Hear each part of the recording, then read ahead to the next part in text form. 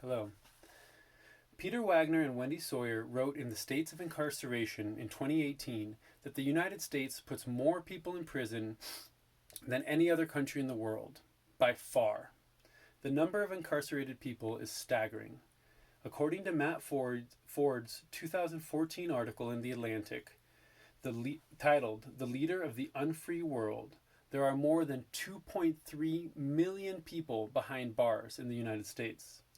In Adam Gopnik's 2012 article for The New Yorker, titled The Caging of America, he writes that besides those people who are behind bars, there's an additional 6 million people who are under correctional supervision. These numbers, while clearly very large, are even more alarming when compared to other countries. The US locks up more people than any other country in the world.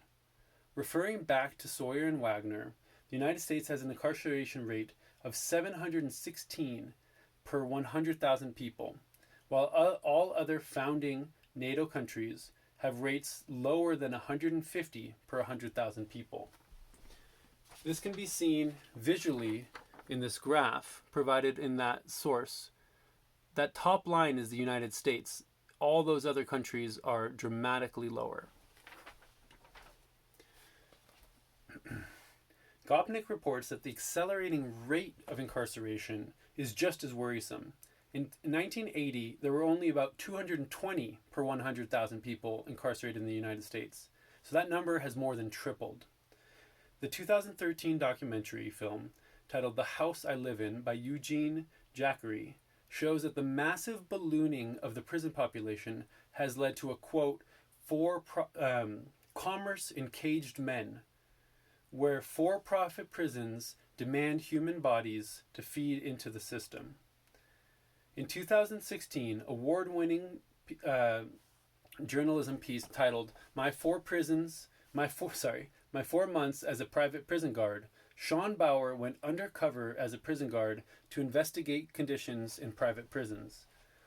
Bauer's reporting uncovers horrid conditions, inmates routinely denied psychiatric and medical services, and rampant violence. Not to mention that in 2016, private prisons made over $5 billion.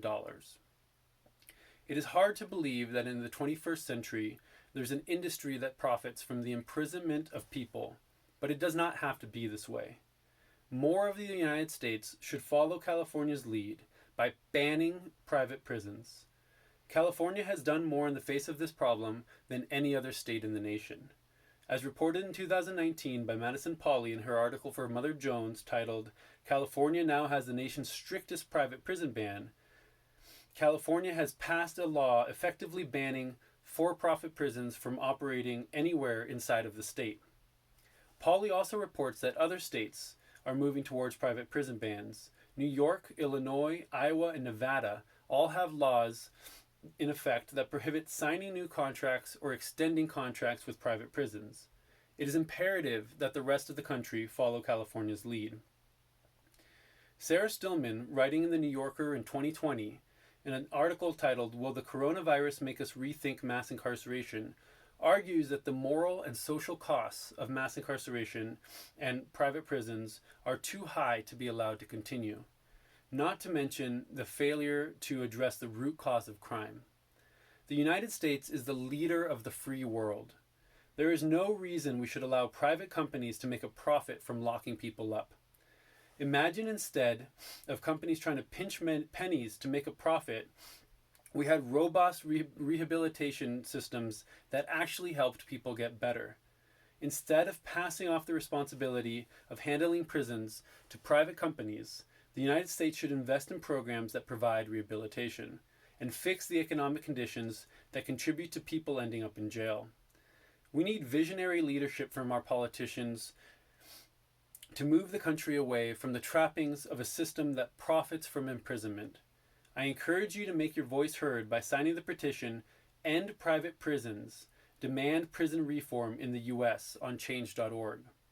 It is simply not right for people to be making a profit from other people's time. For so many people, time is not something that they get to spend with their families, but something that they serve as a punishment. As citizens of the United States, when we see that something is not working for the benefit of the people, it is up to us to change it. Thank you.